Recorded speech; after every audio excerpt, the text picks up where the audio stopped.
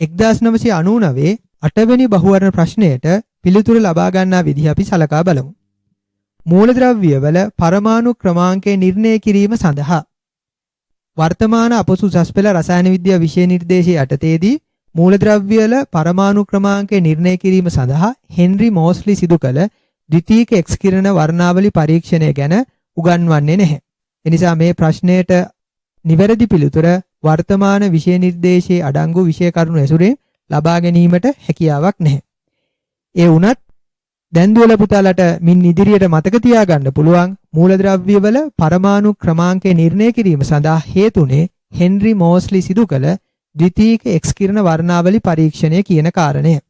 ඒ අනුව තුන්වෙනි පිළිතුරේ තියෙන එක්ස් කිරණ වර්ණාවලි උපයෝගී කරගන්නා ලදී කියන කොටස නිවැරදි කියලා ගන්න පුළුවන්. ඒ අනුව මේ ප්‍රශ්නේ නිවැරදි පිළිතුරු විදිහට ලකුණු කළ යුත්තේ අංක 3.